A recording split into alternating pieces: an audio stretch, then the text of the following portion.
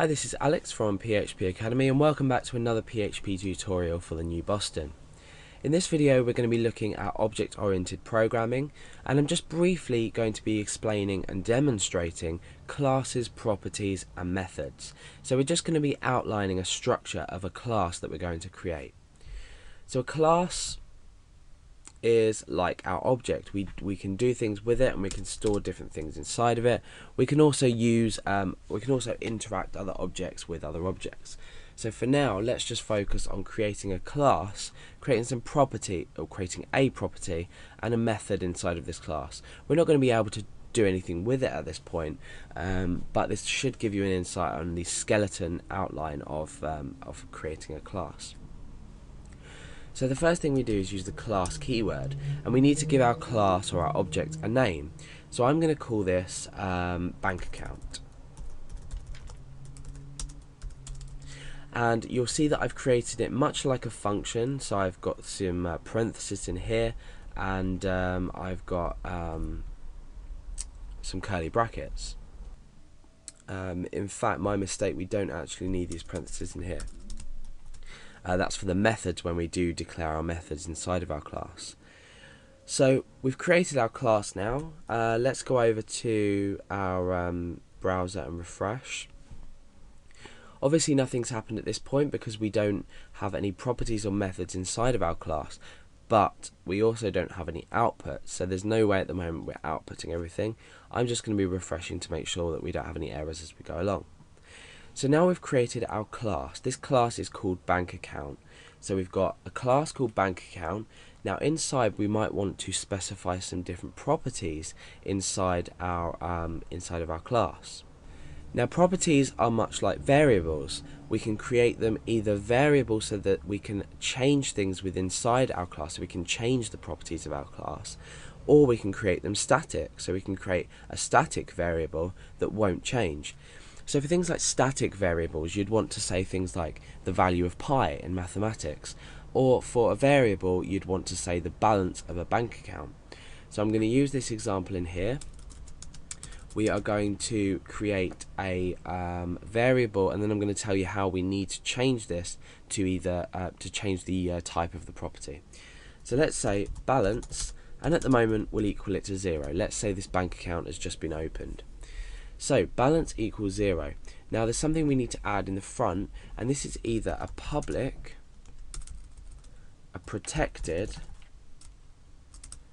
or a private. So we change the visibility of this variable.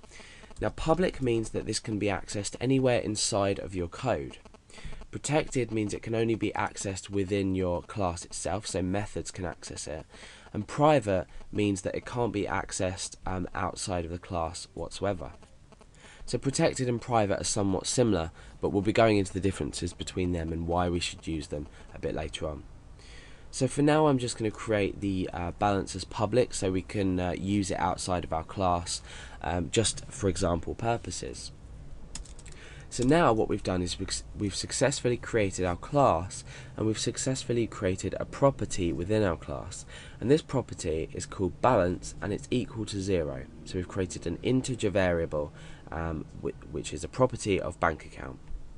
So we have a bank account, and our balance now is 0 for this bank account. So let's say under here, we're not going to do this now, but we wanted to create a new bank account for someone. As soon as we create a new instance of this class, what we've automatically done is set the balance to 0, and the methods are going to allow us to do things like show the balance and deposit and withdraw funds. So let's go up here and let's create a new method. Now a method is structured somewhat like a function, however we also give it a public, protected or private keyword.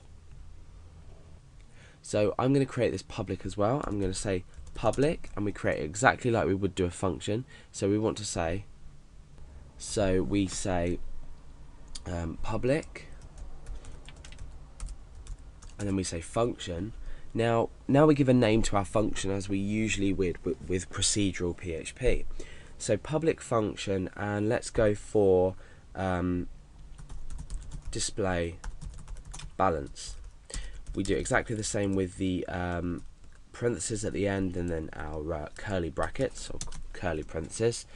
Now in here what we can do is we can, the idea of display balance would be to display the balance of the bank account. So what we've done in this tutorial is we've looked at our overall class, so at the object bank account, which we can later on reference and say, yeah, this is a new bank account, create this into a variable, and then we can start doing things with this. And we can create a few instances of this, because all we need to do is set each instance of this class bank account into a new variable, and then we can reuse the code. So you'll start to see later on how useful this can actually be.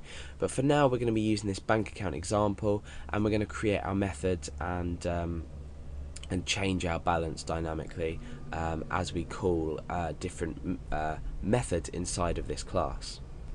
So this is the overall structure of a basic object. We've got an object called bank account, which is a class, and we've got a balance inside, which is a property, and we've got a method called display balance. So as long as you understand these terms, later on when you learn, you'll pick up a lot quicker, because you'll understand what these methods are, what these properties are, and what a class is overall.